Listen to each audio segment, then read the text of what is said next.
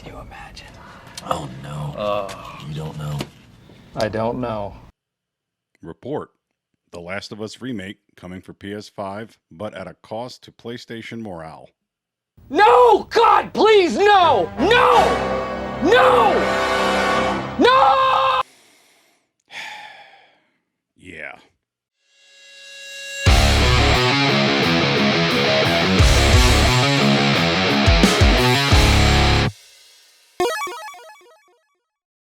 Hey there, Jamokis. It's me, Sardonic Sage, back again with another video. So, yep, reports have come in that Sony, for quite some time, has apparently been working on a Last of Us 1 remake.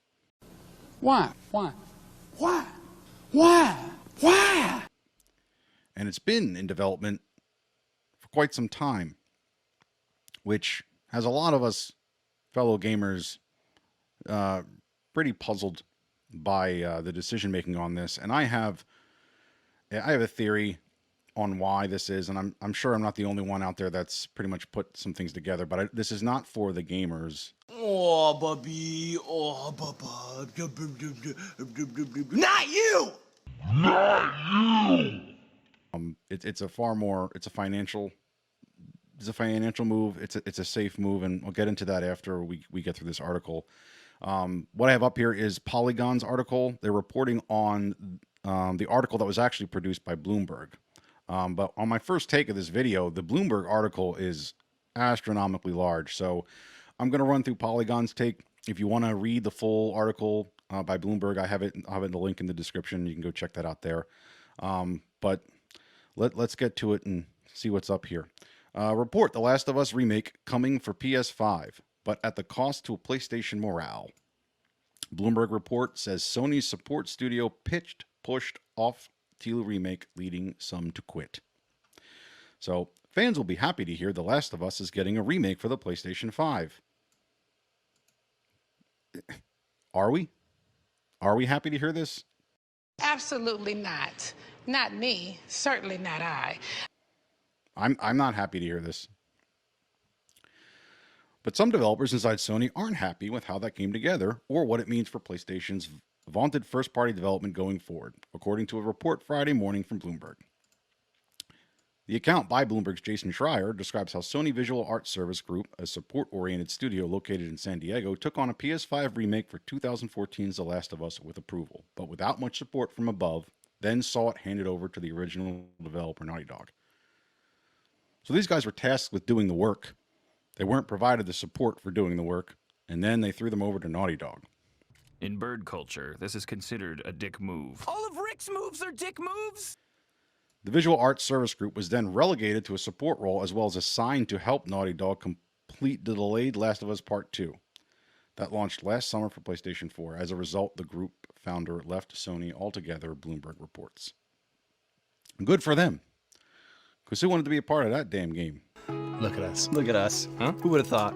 Not me. Now, I'm not going to make this a whole big rant about The Last of Us 2 or go on too far. The game, The Last of Us 2, is a graphical phenom. Definitely deserves all the praise, all the kudos that come with the way that game looks. Gameplay for The Last of Us 2 wasn't that monumental. It felt pretty dated, pretty reused of part 1. A lot of, hold this button to do this. But from an atmospheric standpoint and graphically, it deserves all the kudos. The story for The Last of Us 2, well, this should get it across.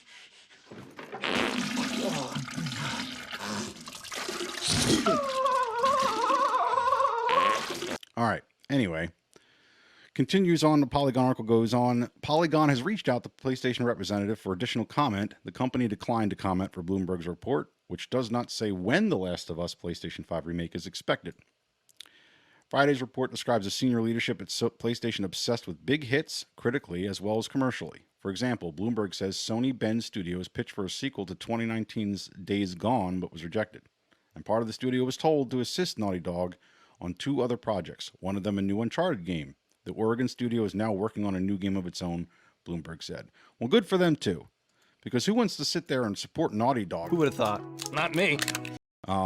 Naughty Dog has been a Sony-owned studio for nearly 20 years, helming the two franchises, Uncharted and The Last of Us, that have generated multiple award-winning titles as well as television and cinematic adaptations. In one light, deference to a proven hit maker Today, Junior! especially when its own IP is concerned, is reasonable, but Bloomberg's story notes that the Visual Arts Service Group took the initiative to develop The Last of Us' PS5 remake, but only got provisional support or provisional approval to continue with it and no budget to hire more developers. The report comes on the heels of a major shift at Sony's development arm in Japan. In February, Sony Interactive Entertainment recognized its Japan studio team, effectively doing away with the developer and talent behind smaller, more experimental PlayStation games like Ape Escape, Knack, Gravity Rush, and Loco Roco?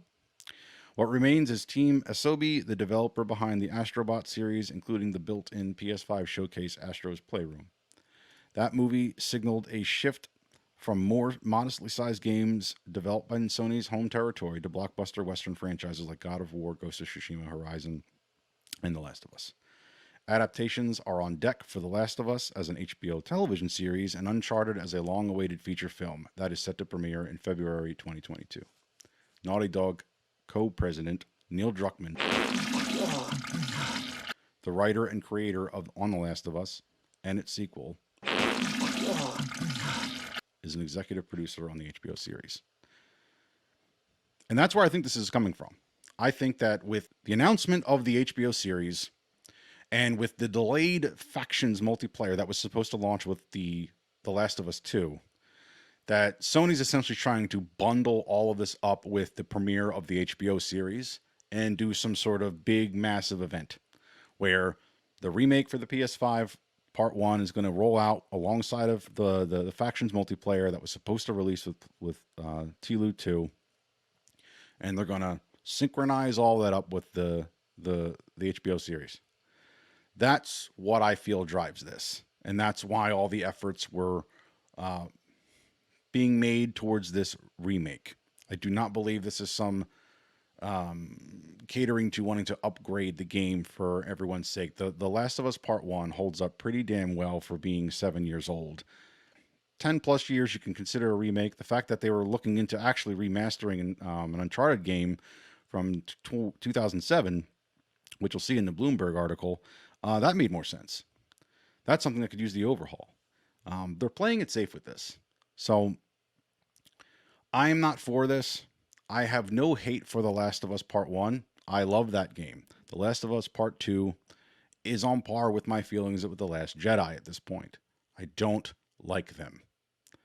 From a story-specific standpoint, I think they jumped the shark and they got too involved in incorporating personal politics, and it hurt the story.